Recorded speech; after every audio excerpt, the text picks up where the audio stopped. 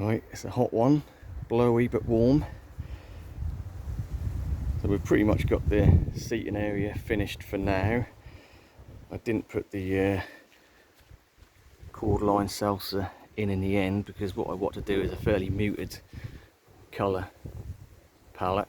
So we're stuck with the greens mainly. So I think having one odd pink would have thrown it out and looked a bit odd. So that's just going to be on the outer wall as you go in, along with the giant bird of paradise. So we've got our selection of plants in here, so we didn't want to overdo it.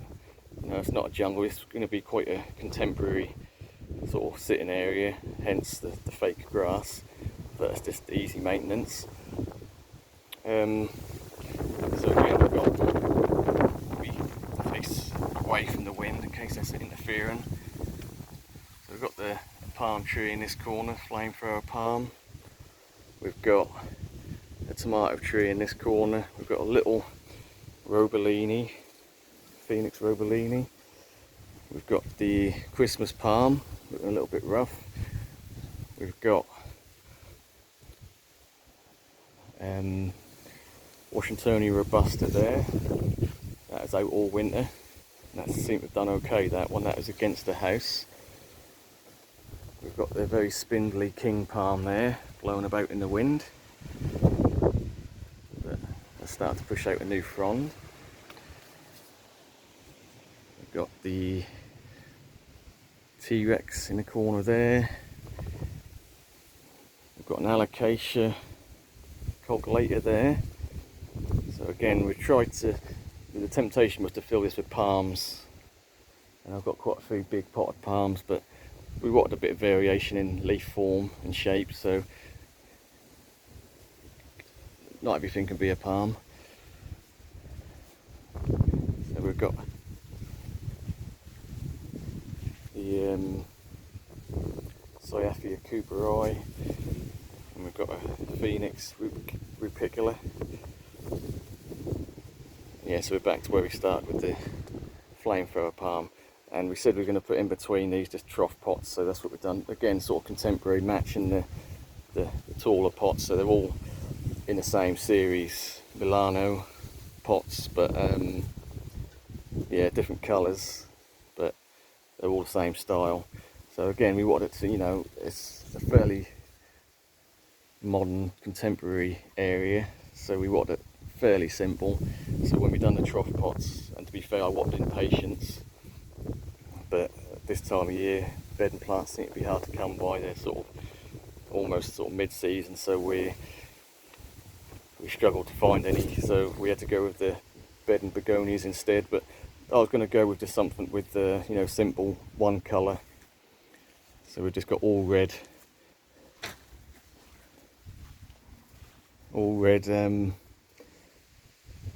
in the pots, trough pots.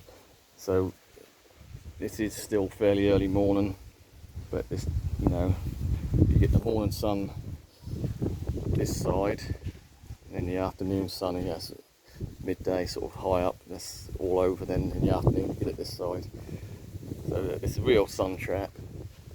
Gets warm, and then obviously we've done the planting at the back there, so we're just waiting for that to fill out over the next few weeks. We got obviously the little statue Buddha there to match the Buddha heads either side, which were already there when the koi pond was here. So we'll have a look.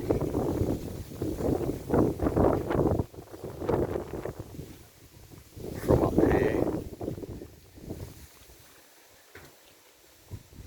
Yeah, I mean you can overdo it. I mean I've tried to keep it sort of fairly minimal.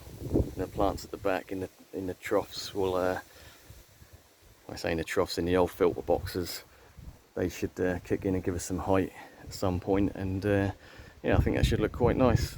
And of course the beauty of being sunken is not just the fact that you're going to have you know, a little bit more secluded and sheltered, but you also get a different view and angle from the plants. So plants that you'd normally be at ground level, so you're looking down at them, they're going to be more sort of head height, so you can have a real good look at them as they go, start to grow, and yeah, hopefully we'll see. I mean, like I say, these were filter boxes from the koi pond, and I did leave a lot of the all the koi waste, let's say. I didn't want to use any bad language. So the koi waste at the bottom are these big tubs, basically the koi filter tubs. It was left in there due to the fact I know it's going to be good fertiliser, and obviously we filled up with soil and a bit of compost and plenty of chicken manure. And because these are going to be kept moist all the time, because they're sort of they're watertight up to a point, sort of halfway up, and these are over a foot, foot and a half deep. So that last 6 inches of tub is going to be totally in water, so they're going to have wet roots, but the top layer can dry out. So hopefully that should be a good combination for most of these plants, which enjoy it more on the damp side. Yeah, and also being sunken down, we get a nice view of the gunner leaf, which is now poking over, and we can see